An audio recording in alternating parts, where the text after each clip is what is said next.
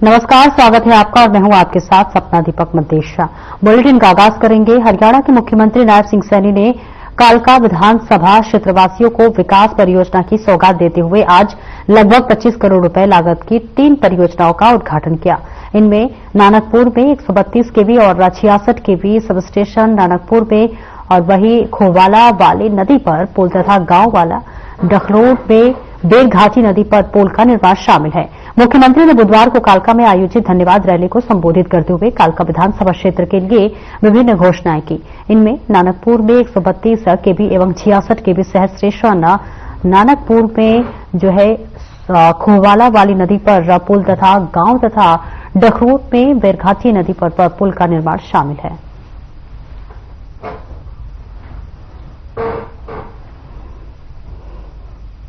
मेरा ये परम सौभाग्य है कि हिमालय की इस तलहटी में स्थित मां कालका की धार्मिक नगरी में आयोजित इस रैली में आप सबके बीच आकर के मुझे बहुत ही अत्यंत खुशी का अनुभव हो रहा है। सबसे पहले तो मैं मां कालका जी के चरणों में शीश नवाता हूं। आज मां काली का आशीर्वाद लेकर के पूरे प्रदेश में मैं लोगों का धन्यवाद करने के लिए आज इस रैली का शुभारंभ यहां से हो रहा है। मुझे पूर्ण विश्वास है कि मां काली के आशीर्वाद से हम प्रदेश को विकास की नई बुलंदियों के ऊपर ले जाने का कार्य करेंगे। मुझे बड़ी खुशी है कि पिछले 2 कार्यकालों में हमने कालका क्षेत्र में पर्यटन, शिक्षा, कनेक्टिविटी, स्वास्थ्य सेवाएं आदि को बढ़ाने के लिए निरंतर काम किया है।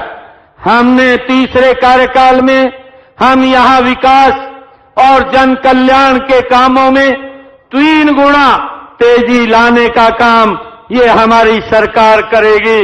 मैं आपको बताना चाहता हूं कि पिछले 2 कार्यकालों में लगभग 712 करोड़ रुपए की लागत के विकास कार्य इस कालका विधानसभा क्षेत्र में हमारी सरकार ने कराए हैं। इस क्षेत्र के विकास के लिए हमारे पूर्व में माननीय मुख्यमंत्री और केंद्र में मंत्री आदरणीय मनोहर लाल जी ने इस क्षेत्र के अंदर 83 घोषणाएं की थी।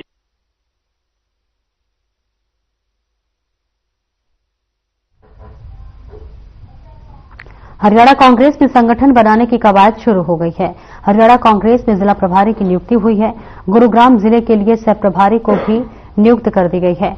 आपको बता दें, वर्तमान और पूर्व विधायकों को जिला प्रभारी बनाया गया है। पूर्व विधायक बिशन लाल सैनी अंबाला की प्रभारी होंगे, तो वहीं पूर्व विधायक भीमसेन मेहता पानीपत और पूर्व विधायक नीरज शर्मा रेवाड़ी के प्रभारी होंगे।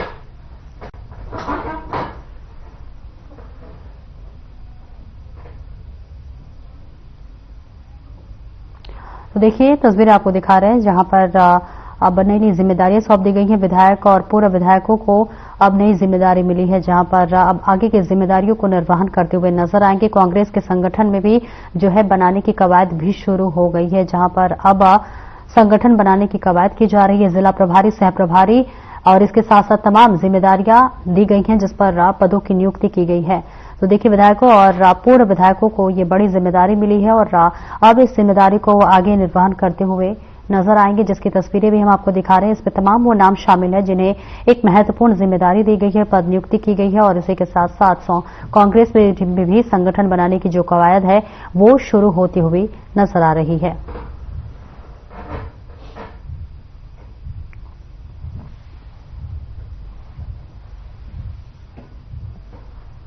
जस्टिस ललित बत्रा और कुलदीप जैन और दीप भाटिया अंबाला पहुंचे। जस्टिस ललित बत्रा ने अंबाला सेंट्रल जेल की व्यवस्थाएं देखी और बंदियों से मुलाकात की। जस्टिस ललित बत्रा हथियार मानव अधिकार आयोग के अध्यक्ष हैं, जबकि कुलदीप जैन और दीप भाटिया हरियाणा मानव अधिकार आयोग के सदस्य हैं। आपको बता दें कि मानव अधिकार आयोग को सिफारिशों से पहले भी जेलों की कार्यप्रणाली में सुधार हुआ है।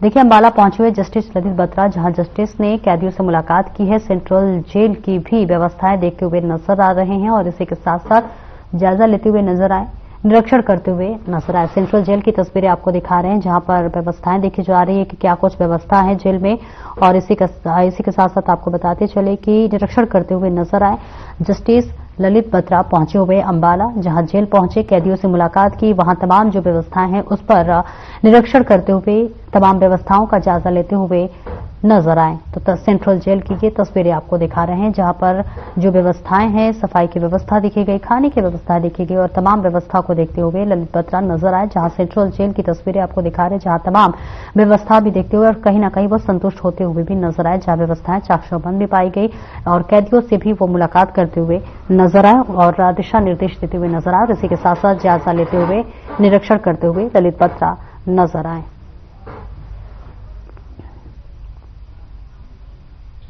और हरियाणा में भाजपा के वरिष्ठ नेता और राष्ट्रीय महासचिव ओपी धनखड़ के बेटे आशुतोष धनखड़ पर पंचकुला में बुधवार रात जानलेवा हमला हुआ।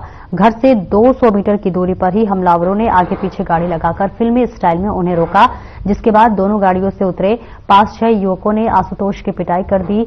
बेसबॉल बैट से आशुतोष के सिर पर कई बार वार कर दिए, तो वही भीड़ जमा होने पर वारदात के बाद हमलावर वहां से फरार हो गए।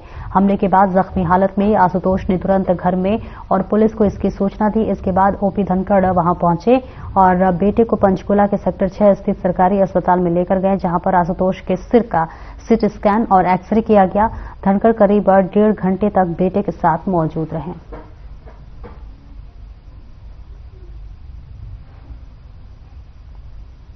तो ओपी धनखड़ पहुंचे, देखिए उनके बेटे पर हमला हुआ है। देर रात की घटना बताई जा रही है, जहां 2 गाड़ियों से हमलावर आए और बेहद ही फिल्मी स्टाइल में उन्होंने घेरा, गाड़ी को रोका और हमला करते हुए नजर आए, जहां पर सिर पर बेसबॉल से हमला करते हुए नजर आए। हालांकि देखिए सीटी स्कैन भी कराया गया है, एक्सरे भी जो है कराया गया है। तस्वीरें आपको दिखा रहे हैं, ये उस रात की है जहां पर देखिए पुलिस को भी सूचित की गई और पुलिस इस पूरे मामले में जांच पड़ताल करते हुए नजर आ रही है।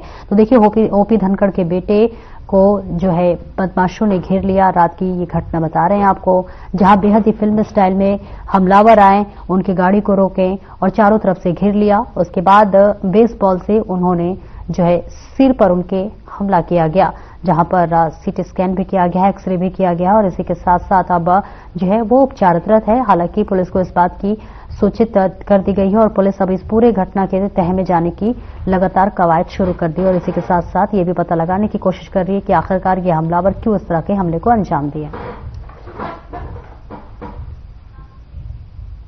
और फरीदाबाद के शाहपुरा गांव में एक विवाहिता को संदिग्ध स्थिति में उनकी मौत हो गई। मृतका का नाम आंचल बताया जा रहा है, जिसकी शादी करीब 1 साल पहले दिल्ली के शहदरा में मोनू नाम के लड़के से हुई थी।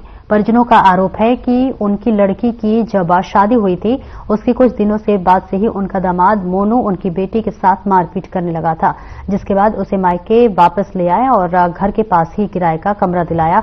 वहीं कुछ दिन पहले ही उनका दामाद मोनू आया और मान मनोवल के बाद लड़की के साथ ही रहने लगा। वहीं आज परिजनों को मकान मालिक की बेटी के मौत की खबर दी।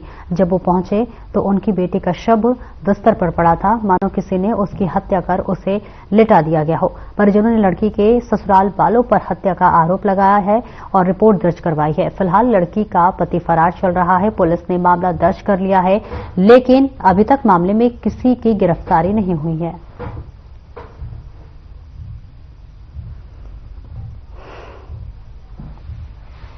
ये हमें तो कल पता लगी रात को, हमारे पास फोन किया हमारे साड़ू ने, कैसे बात है लड़की मार दी मेरी, तुम आ जाओ। हम वहां से भग भग आए। रात को 10 बजे पहुंचे हम। हालत ऐसी थी, कपड़े ऐसे बिछा रखे मार के उन्होंने, जैसे कोई बिस्तर करके सुलाता ना, ऐसे मार के चले गए। ताला बाहर से लगा गए, वो मकान मालिक ने ताला खोला है जाके वहाँ पे। आपको उसकी सूचना कैसे मिली? हमको ये साड़ू ने फोन किया था हमारे ने। उनको सूचना जब उसके कॉलोनी वालों ने आके बताया कि तुम्हारी लड़की मारती है। जब गए थे यहाँ से, पुलिस तो कह रही थी देख कर रहे हैं, कार्रवाई कर रहे हैं। कल से तो अभी तक कोई पकड़ा नहीं गया जी। और जिसकी मौत हुई है वो कौन से नंबर की लड़की है? वो बड़ी है, सबसे बड़ी। क्या नाम है उसका? आंचल। आंचल। शादी कब हुई थी आंचल? 1 साल पहले। 1 साल पहले शादी हुई थी। तो आप कहाँ रहते हैं? शाहपुरा। लड़की की शादी कहाँ पर हुई थी? दिल्ली सादरे। तो लड़की फरीदाबाद कब और कैसे पहुंची? दिल्ली लड़की फरीदाबाद, दिल्ली से फरीदाबाद उनकी शाहपुरा भी कुछ महीनों पहले आई है। क्या कारण था, किस कारण आई यहाँ पे? थोड़ा झगड़ा हो गया था तो हमने यहीं रख ली अपने पास। मियां बीवी में या ससुराल में? नहीं, मियां बीवी में ही।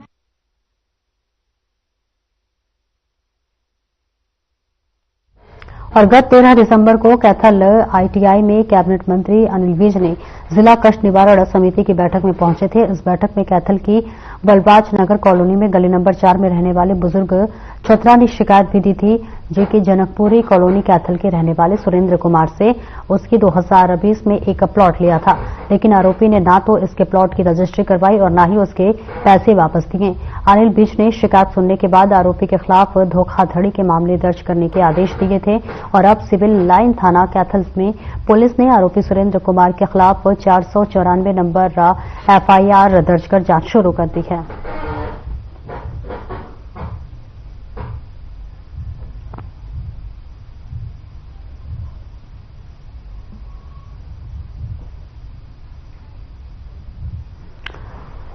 देखिए, अनिल विज के आदेश पर यह एफआईआर दर्ज हुई है। पहले भी इस तरह की घटना देखिए सामने आ चुकी है और इस बार फिर से विज की ये बड़ी कार्रवाई मानी जा रही है, जहां उन्होंने एफआईआर दर्ज करवाई है।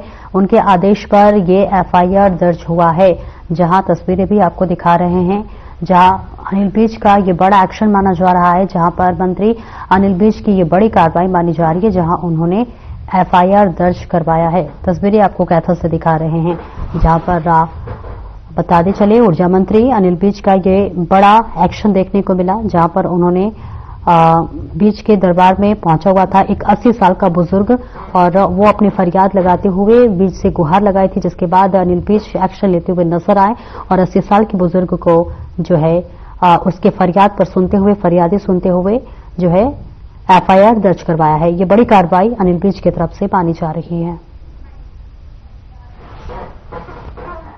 ये ग्रीवेंसीज, पब्लिक ग्रीवेंसीज का दरबार लगा हुआ था माननीय मंत्री महोदयों का, और इसके अंदर हमारे क्षेत्र के बलराज नगर के सत्तर सिंह पुत्र जुगलाल निवासी गली नंबर 4 बलराज नगर कैथल भी मंत्री जियों के सम्मुख पेश हुआ था। उनका एक मामला पहले से लगा हुआ था ग्रीवेंसीज में। इन्होंने माननीय उपायुक्त महोदय कैथल को एक शिकायत दी थी कि भी उसने एक प्लॉट जो 120 गज का था वो सुरेंद्र सनोप राम किशन से मोल लिया था और उसका फुल पेमेंट का बयाना करवा दिया था।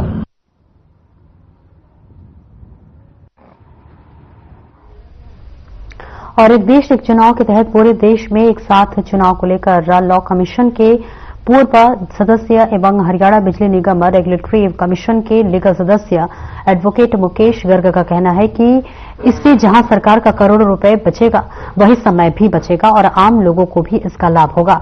विकास कार्यों में तेजी आएगी। यमुनानगर में मीडिया से बातचीत करते हुए एडवोकेट मुकेश गर्ग ने कहा कि बार बार चुनाव होने से आचार संहिता लगाई जाती है, जिससे कि विकास कार्य रुक जाते हैं।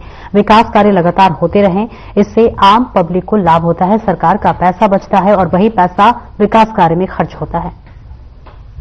जब हमारा चुनाव आरंभ हुआ तो स्टार्ट में दोनों चुनाव इकट्ठे होते थे, लोकसभा का भी और विधानसभा का भी, लेकिन ये तो बाद में कभी कभी अलग अलग विधानसभाओं के चुनाव कभी डिजोल्व होगी, कुछ होगी, उसकी वजह से अलग अलग होते चले गए। तो एक समय में चुनाव होना समाज के हित में है, देश के हित में है। तो प्रथम बार हुआ है कि अपनी भारत सरकार ने ये 3 नए कानून दिए हैं, जिससे कि तीनों नए कानून से अपनी प्रणाली अडॉप्ट होगी तो हम सब का तंत्र इसमें हम बना पाएंगे। और तीनों कानूनों में जो जो कमियां हमारे देश के माहौल के मुताबिक थे, क्योंकि कोई भी देश अगर कानून बनाता है तो वहां की परिस्थितियों के अनुसार बनता है।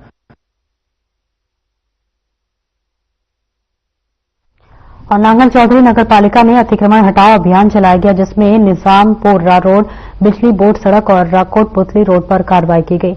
इस अभियान के दौरान अतिक्रमण करने वाले दुकानदारों में खलबली मच गई है और अफरा तफरी के बीच दुकानदार अपने सामान को समेटते नजर आए।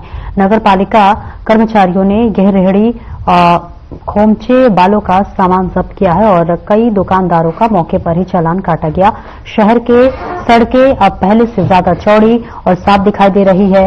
इस अभियान के बाद लोगों में चर्चा का विषय बना है कि अब शहर जैसा माहौल दिखने लगा है। पूरी कार्रवाई में नांगल चौधरी पुलिस की टीम भी मौजूद रही ताकि कानून व्यवस्था बनी रहे।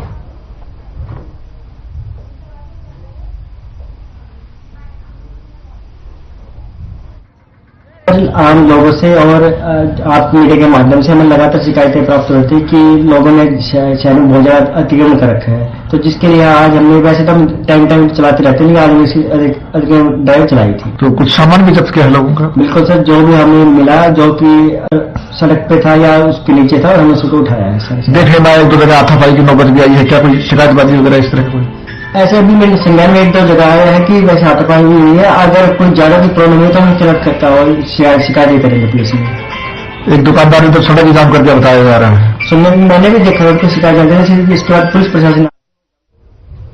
और खबरों में आगे बढ़ेंगे, लेकिन उससे पहले सीधे लिए चलते हैं आपको पुंडरी, जहां पर धन्यवाद सभा कार्यक्रम का आयोजन किया गया है, जहां मुख्यमंत्री नायब सिंह सैनी शिरकत किए हुए हैं। क्या कुछ कह रहे हैं, सुनाते हैं।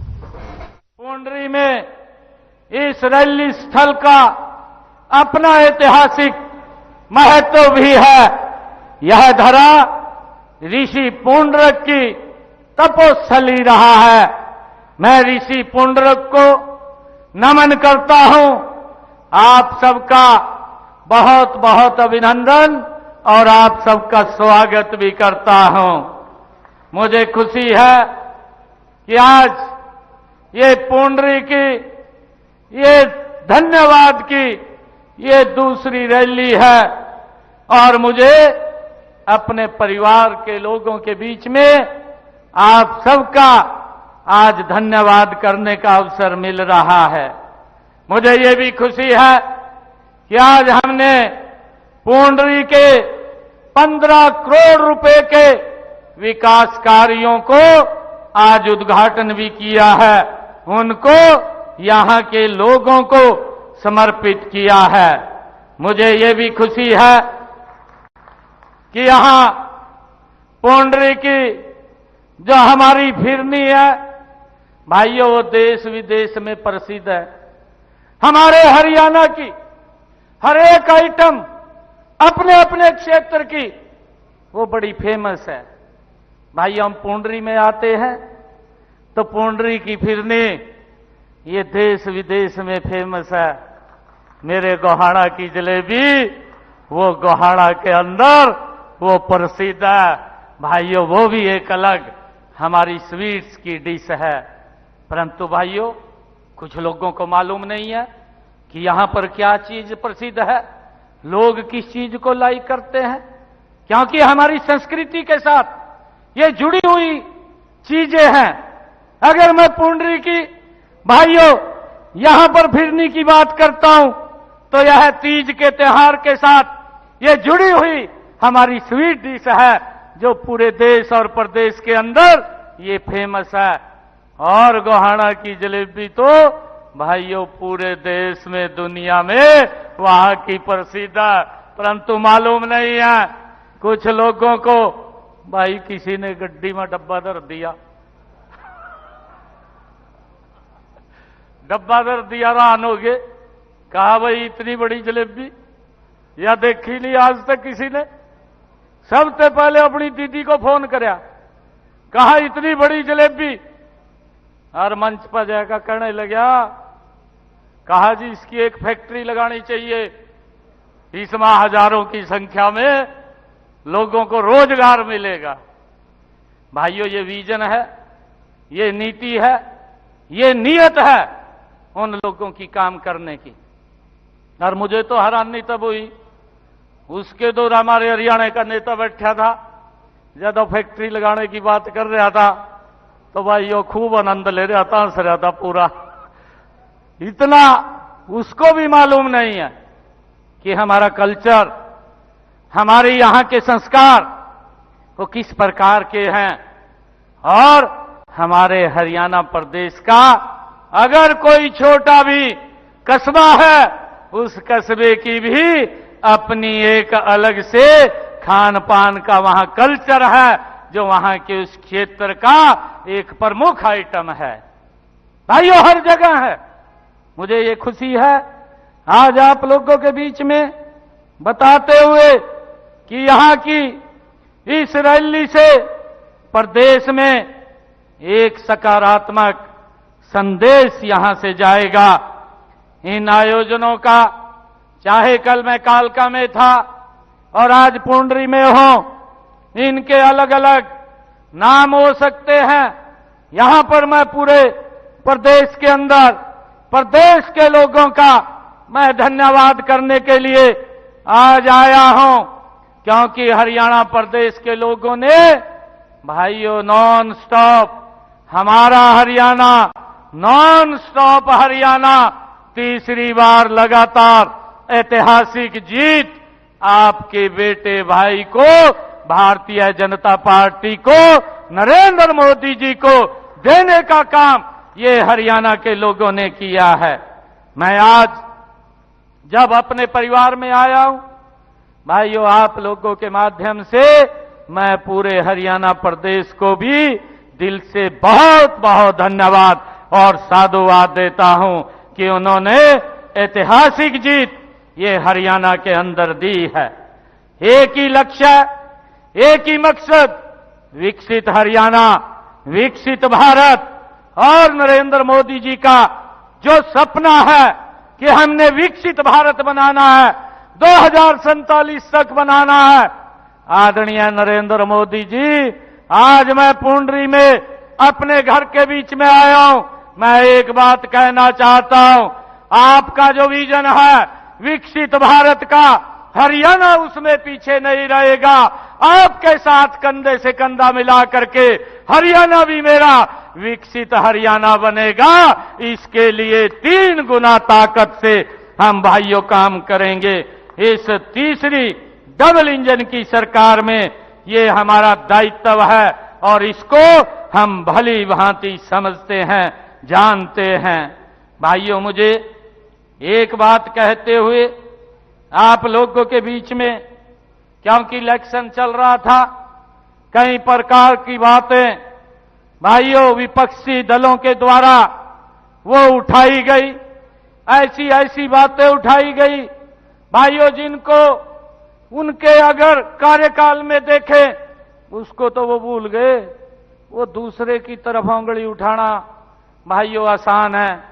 मुझे आज ये बड़ा आप लोगों के बीच में बात कहते हुए बड़ा दुख भी हो रहा है कि भाइयों, आदरणीय अमित शाह जी ने कल ही संविधान के ऊपर चर्चा करते हुए राज्यसभा के अंदर कांग्रेस के उस चेहरे को नकाब कर रहे थे, उस चेहरे को जनता के बीच में दिखा रहे थे, जिस चेहरे के साथ लगातार 55 वर्षों तक कांग्रेस पार्टी इस देश के लोगों का, इस देश के गरीब का भाइयों शोषण करती रही और उन लोगों को अपमानित करती रही।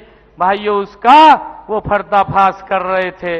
और उन्होंने जब कांग्रेस का वो कार्यकाल था और कांग्रेस ने डॉक्टर भीमराव अंबेडकर जी भाइयों जिसको अपमानित करने का काम ये कांग्रेस के पीढ़ियों ने किया है, जवाहरलाल नेहरू से लेकर के इंदिरा गांधी से लेकर के राजीव गांधी, और फिर उनका जो भाइयों एक प्रधानमंत्री बना और जिसको चलाने का काम ये सोनिया गांधी और राहुल गांधी करते थे, उसको ये अधिकार भी नहीं था कि अपनी तरफ से वो कोई एक शब्द भी बोल दे। भाइयों, वो भी उसको पूछ करके बोलना पड़ता था। जिन लोगों ने डॉक्टर भीमराव अंबेडकर जी को अपने कार्यकाल के अंदर अपमानित करने का काम किया है, और भाइयों जिन लोगों ने उसको इलेक्शन में हरवाने का भी काम किया है। भाइयों, जो व्यक्ति उस पवित्र संविधान की बुक को, जिसको राहुल बाबा को यह भी मालूम नहीं है कि उस पवित्र संविधान के अंदर क्या लिखा हुआ है, भाइयों उसका भी अपमानित करने का काम ये कांग्रेस के लोग करते हैं। और भाइयों, उस डॉक्टर भीमराव अंबेडकर जी को नरेंद्र मोदी जी ने और इस देश को डॉक्टर तो सीधी तस्वीरें आपको पुंडरी से दिखा रहे थे, जहां मुख्यमंत्री नायब सिंह सैनी धन्यवाद सभा कार्यक्रम में शिरकत करते हुए जनता को संबोधित कर रहे थे। फिलहाल इस बुलेटिन में इतना ही। दीजिए इजाजत। नमस्कार।